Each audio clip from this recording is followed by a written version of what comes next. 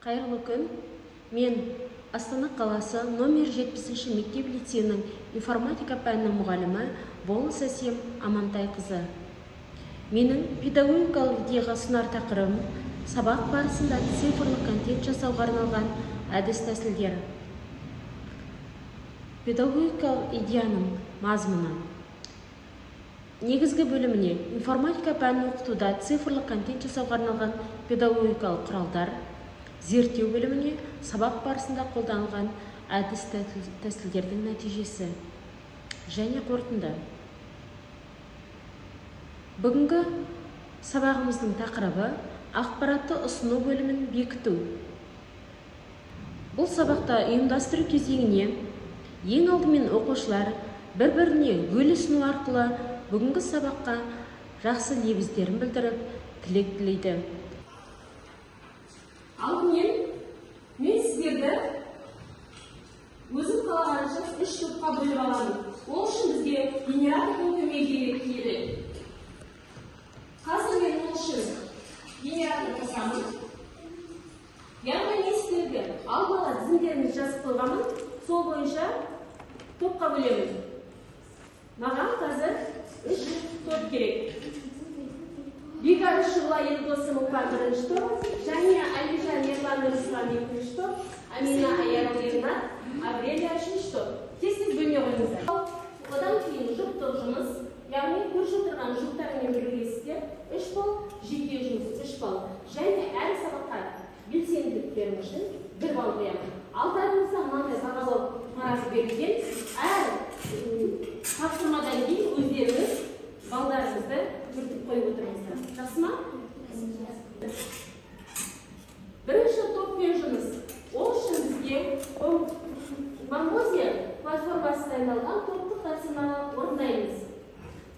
Мен ол үшін сіздерге сайтты ашамын. Міне, осы жерден мен сіздерге тапсырмаларыңызды 3 топ бөлдім. Мінекей, бұл жерге бірінші команда, екінші команда, үшінші команда әр дұрыс сұраққа, жауапқа 10 балл беріледі. 10 ұпай беріледі. Енді біз бірінші команда қай сұрақты таңдаймыз? Таңдаңыздар. Бірінші санды айтасыздар. 10. Ақпаратты кодтау әдістері неше түрге бөлінеді? Қандай әдістер? Ақылдасып жауап беріңіз.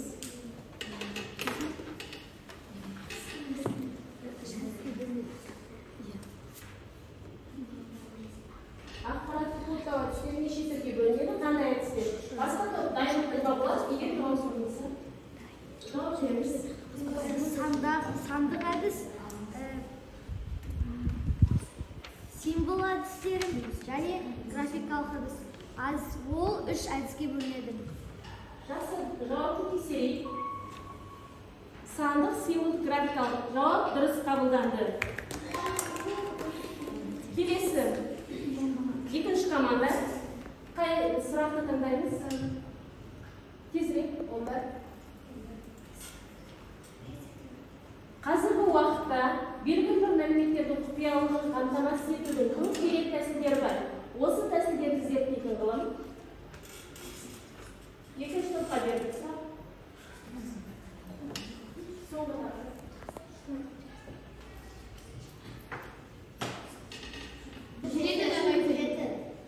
сурет, сызба, кесте түрінде берілген ақпарат. Жауап тексерейік. Өте дұрыс. Екінші команда сұрақ таңдаймыз. Алфавиттің әрбір әріпі 0-ден 9-ға дейін сандар. Сонымен қатар тыныс белгілері қысқа және ұзақ сигналдармен алмастырылады. Бұл қандай топтау түрі? Екінші команда жауап береміз.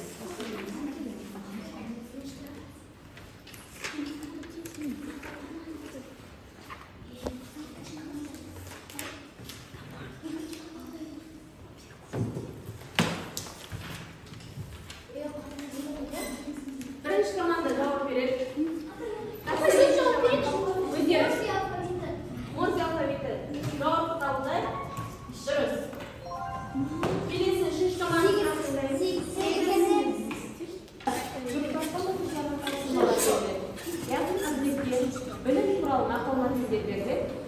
сіздер. Жұптасқан екі көшіңмен жұптасасыздар. Үшінші жұп. Екпе егін шықпас, үйренбей білім шықпас. Екпе егін шықпас, үйренбей білім шықпас. Екпе егін шықпас, үйренбей білім шықпас. Бірінші шықпас. Жазып алыңыздар, қандай мақал екенін. Төртінші жұп.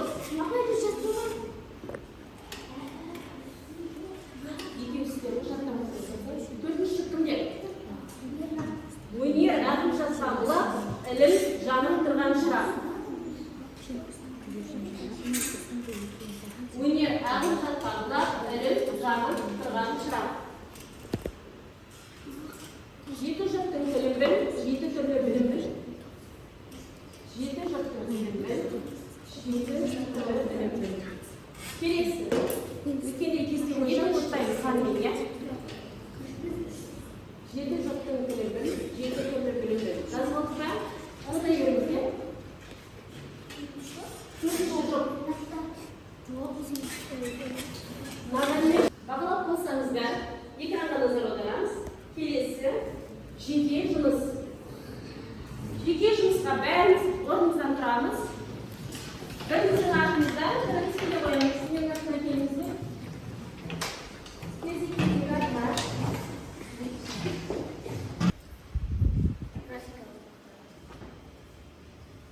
Жарайсыз. Ғалымдардың деректері бойынша ақпараттың 81%-ын денеміздің қай мүшесі арқылы аламыз?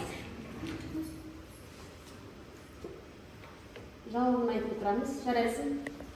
Жауабын айтамыз.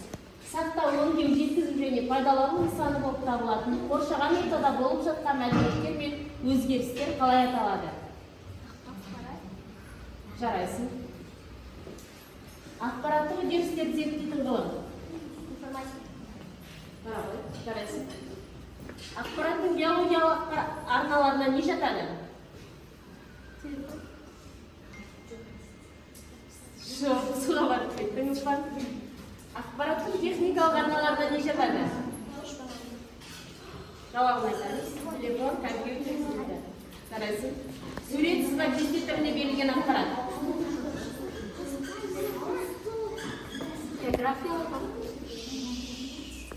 Жарайсың.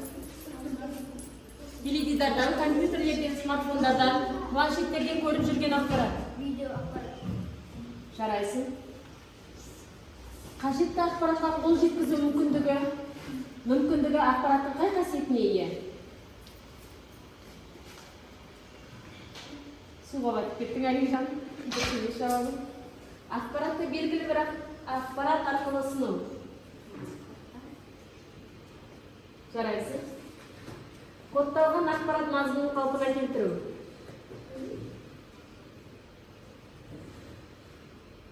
Жарайсың. Топтық жұмысымызды, жеке жұмысы орындады. Енді сіздер сабағымызды бекітеміз сіздермен.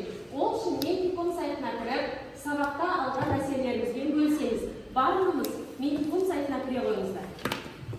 Демек, жақсы орташа деген өз әсерлеріңізді жазыңыздар. Сабағым келмейді. Мінекей, экраннан сіздердің белгілеріне. Келесі алдарыңызда мынандай бағалау парағы тұр. Сол жерге барлық балдарыңызға белгі қойыңыздар, және де соңында толықтырып жаза кеткендер әсерлеріңізді. Мен бүгін сабақты түсінбедім, менің сұрағым бар, мен үшін барлық түсінікті болды. Белгі қойып өтіңіздер.